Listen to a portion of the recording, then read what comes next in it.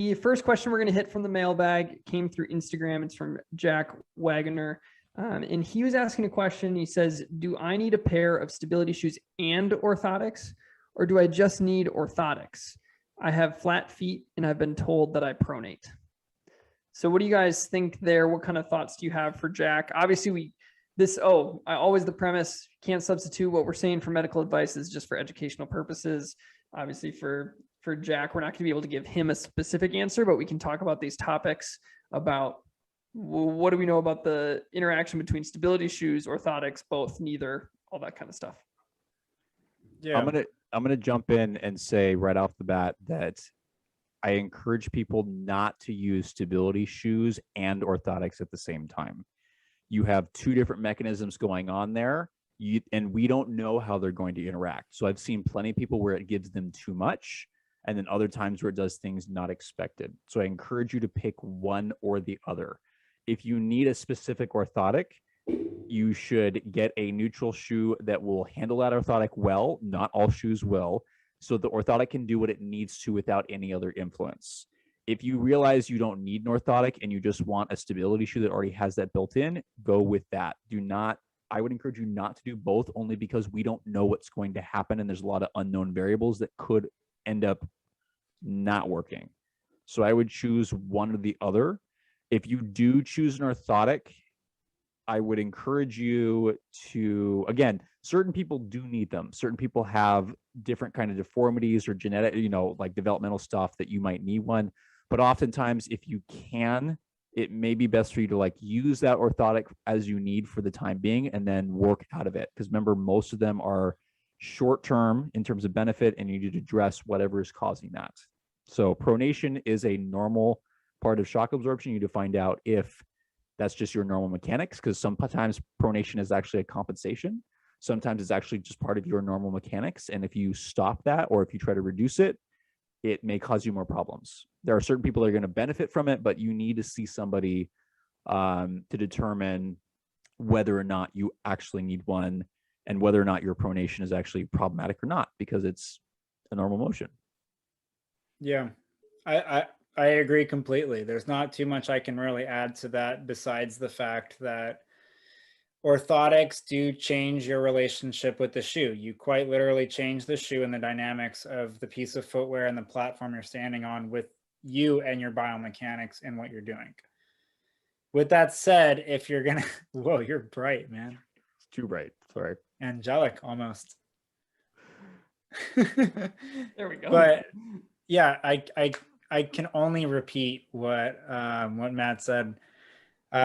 Basically, you have two different dynamics going on. The stability shoe is designed to do something, and the orthotics designed to do something. And now you're adding two different layers, both designed to do something on top of each other. And you're not really going to know how that turns out. So.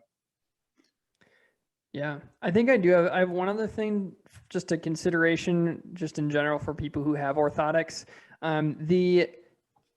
For many practitioners, podiatrists, physical therapists, other people who are creating or prescribing orthotics, the philosophy has changed quite a bit over the last 20 years or so.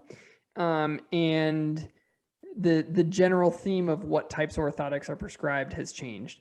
And so in that realm, I work with a lot of people who they'll come in and they'll be looking for a new shoe recommendation. And they said, oh yeah, I forgot to tell you, I use this orthotic. And I ask, oh, when did you get that? And they're like, oh, like 14 years ago.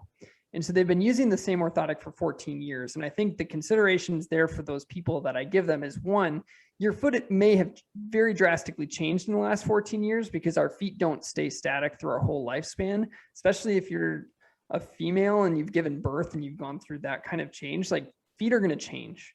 And that's a normal part. So an orthotic that was prescribed to you, again, we talked about how they're typically short-term benefit anyway, except for in certain circumstances.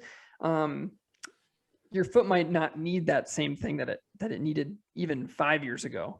And so I think that would be a huge consideration, is, one, it might be, quote, outdated in terms of what's shown to actually be helpful. And two, it might not be what your foot needs anymore. And so if you're working with a physical therapist, which is the best way to do this, is you can figure out what kind of shoe orthotic combination is going to work for you at that point, and can you ditch your orthotics? Because if you can work on a lot, it depends on what's going on. Obviously we can't say too much, but I think it's worth considering, do I even need the orthotic anymore, or do I need to change my orthotic because what we know about orthotics has changed, and certain kind of very rigid orthotics that used to be the mainstay have like gone up mostly out the window, except in certain circumstances. So just those are things to consider as well. But I agree 100% with what Matt and DJ said.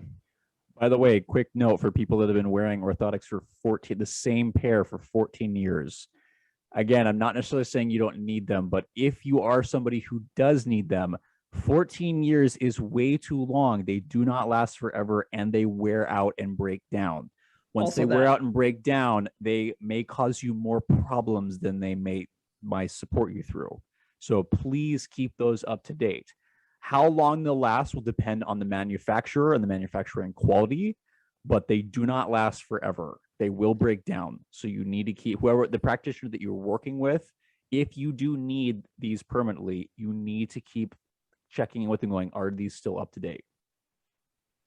And that goes for prefabricated insoles as well. Do not go buy a pair of super feet and just wear the same exact pair of super feet in 3 or 4 different pairs of running shoes over 3 or 4 years and just transfer it to the next shoe. Totally. Clinical experience, 2 shoes. If you're using those 2 shoes max and you need a new pair. The number of people that are like, oh, how long have you had those? Oh, I've had this like since high school. I'm like, you're 35. Like this needs to like, no. They also smell horrible, so you really need a new pair. Like I was wondering what that smell was, and I can't figure it out. Now I know. So you need to get new ones, right. if nothing else, but for the smell. I'm just kidding. Hilarious. All right. Next